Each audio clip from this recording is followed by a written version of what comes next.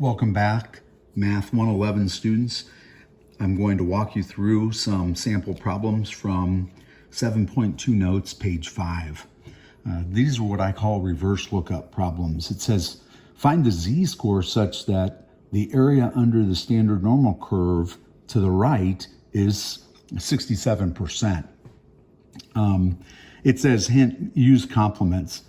If we're using our calculator or using this table, it only gives us area to the left, okay? So let's draw a picture.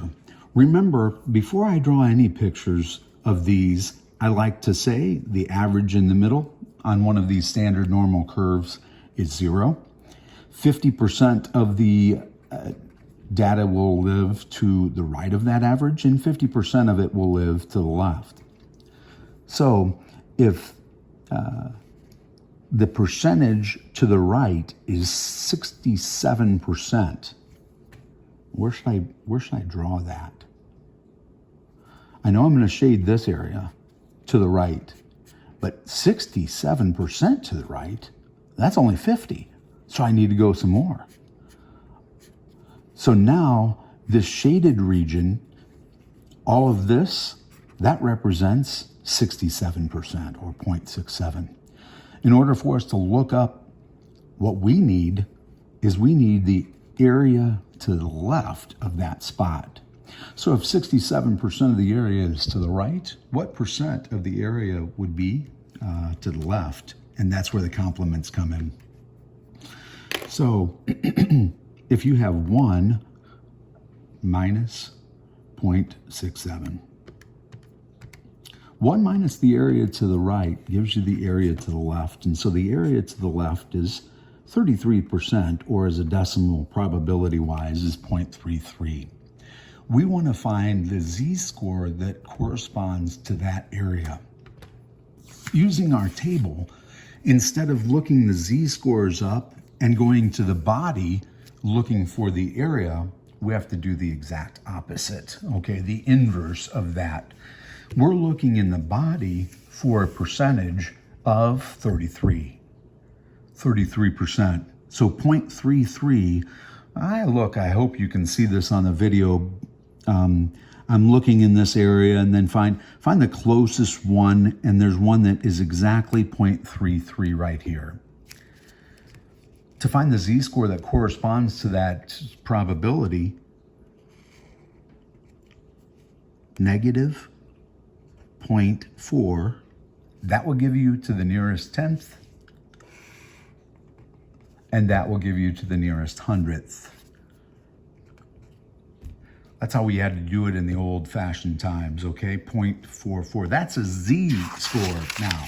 That represents the number of standard deviations that it lives from the mean. So the z-score of negative 0.44. It's within 1 standard deviation from the mean on the left-hand side. Remember, if you have any questions or concerns about any of these problems, please just email me and I'll get back to you as quickly as I can. The next example, find a z-score that divides the middle 35%. So we're in here and we are looking for the z-value for that and the z-value for that. 2 different z-scores that we're looking for. This area represents the middle 35%. So 0.35. Well, how much would just this part of it be if it's symmetrical? That's half of 0.35. So 0.35 divided by 2. That's 0.175. So just this red solid shading is 0.175. Does that make sense? And this red shading on this backside is also 0.175. What we've done is we split that middle 35 that encompasses the whole thing up into 2 separate slivers, okay? Remember, our calculator and our sheet can only look up values to the left. So we want to find the area to the left of this. Remember, with our average our mu value equal to 0 right here, that means 50% is to the left and 50% is to the right of the average. So what is this zone, this white non-shaded zone? Can you figure that out based on half of this graph? That's right. It's 0.5 or 50% minus that 0.175. Hit it. And there it is. 32.5% of the area is here. We do a similar one where we cover up this, and we know that 32.5% of the area is there. So far, so good? We can find this z-value right here, the first z-value that we encounter, by looking up in our data table 0.3250, or the closest one to it. So we grab this, and we're looking for 0.325. 0.326, 0.322. Which one's closer to 0.325?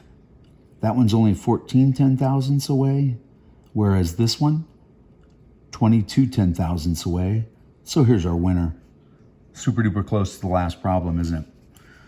So the z-value that corresponds with that, negative 0.04. Negative, so the z-value is negative 0.4. And then to find the nearest hundredth, 5.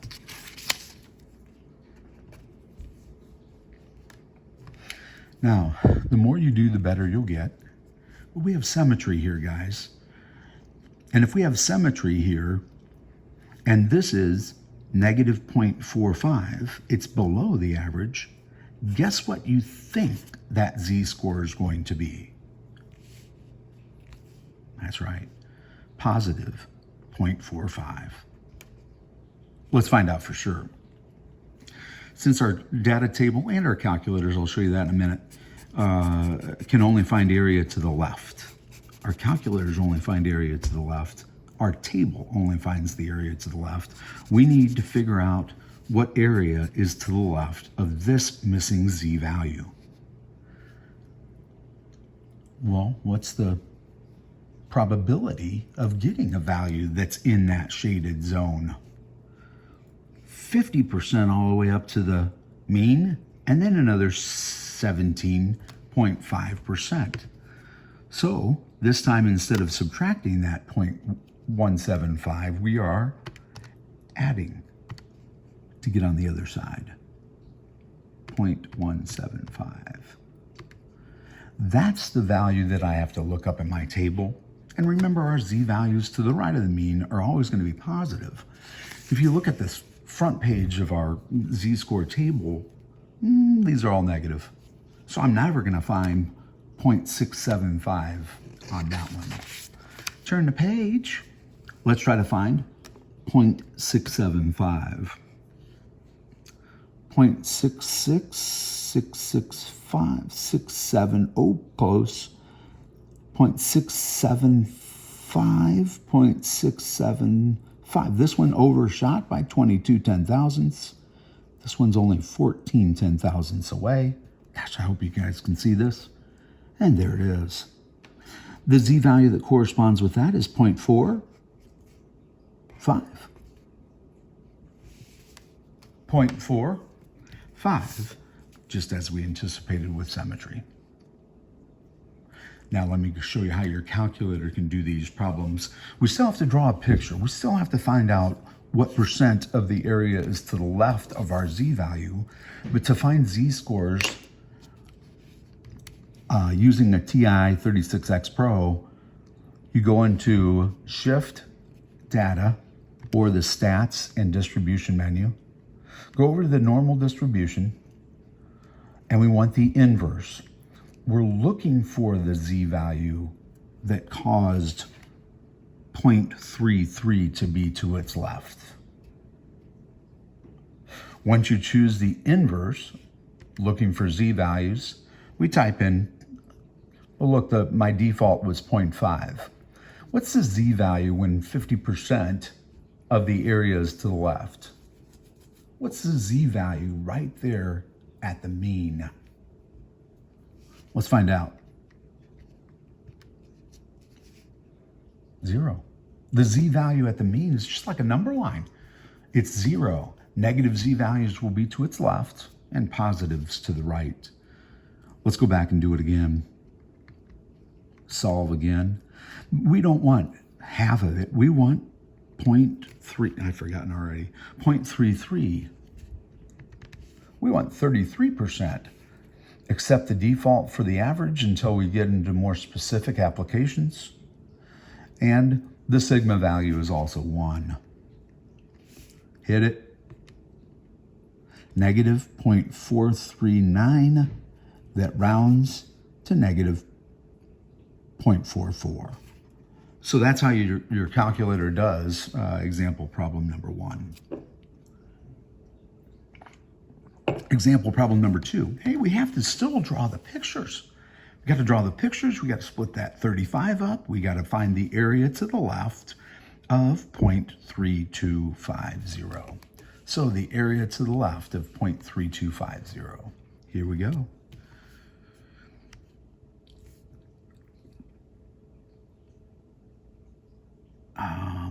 Point 0.3250. Accept my defaults. And there it is, negative 0.45. We would still have to figure out the area to the left of this second z-value. And if I remember right, that was 50% plus 17.5%, or 67.5%, 0.675. We want to find the area to the left of that. Let's take it from the top so that when you guys take the test, you don't forget these calculator keystrokes. Shift, regression, distribution. When you're looking for z-scores, you want the inverse normal. And 0.675. Except the mean is 0, the standard deviation is 1, positive 0.45. I hope all this stuff is making sense and it's helpful. Let's finish out this section of notes here real quick. The notation here means the area to the right. So it's obscure. It's a little different. It's a different z-value. It means the area to the right of it. Okay, they use that subscript notation. So a picture of that would look like this. We've got this normally distributive curve. The average is still 0. We still got 50% to the right and 50% to the left. And this picture is that. We're looking for the z-value such that the area is to the right. And that's where that subscript comes. Let's try a problem. Let's turn the page. These 2 sample problems, and then we'll quit for this video. And then you can try it on your own. Find the values for the following, include a sketch. We want to find the z-value such that 35% is to the right. So here's our average. We know that 50% is to the right and 50% is to the left. We want 35% to the right. So 35% is less than 50. We know it's up here. We want 35% to the right. Again, we can't find these z-values, guys, looking up with our table or on our calculator.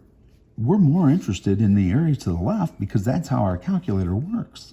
So if 35% of the area is to the right, what percent of the area is to the left? You could either take 100 minus 35 or 1, because the probability of everything underneath there adds up to 1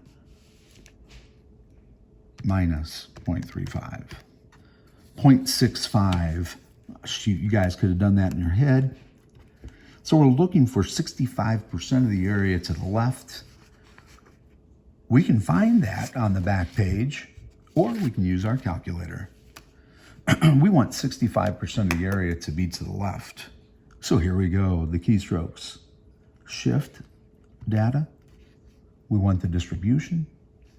We're looking up z-values, or what I call reverse lookup, inverse lookups, where 65% of the area is to the left. As we get into, practical applications of those, the average won't always be 0. The standard deviation won't always be 1. But on normal distributions, they certainly are. This is our z value. Z equals 0.39, rounded to the nearest 2 decimal places. Z equals 0.39. Anybody have any questions about that?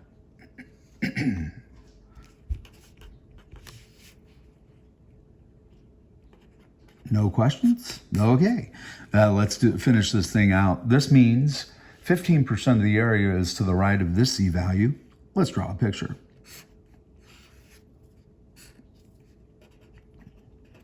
%50 to the right, 50% to the left. We want 15% to the right, and that's less than 50, so it's over here somewhere. A little bit further than that previous one. We're finding this where 15% of the area is to the right. If 15% of the area is to the right, what percent of the area is to the left? Let's throw that into our calculator. I'm going to clear this out so I can go through the procedure again. Shift data, choose my distribution. I'm looking for z-values because I've already got the probability. And the probability this time was 85%, 0.85. Hit it, hit it, hit it. The z-value is 1.04, rounded to the nearest 2 decimal places. Remember, concentrate when you enter these values in, concentrate and round to the appropriate number of terms. Well, that's it. If you have any questions, shoot me an email, guys. Okay, make sure you wash your hands, stay healthy, try to get on a normal sleeping pattern, and we'll get back to normalcy as soon as we can. One last comment about this problem. Does it make sense that the z-value is positive? If this is just a one-dimensional number line where the average is 0 right at the middle, numbers to the right are going to be positive? Yep. And numbers to the left would be negative z-scores. So both these things hopefully make sense to you. I will talk to you guys soon. Stay healthy.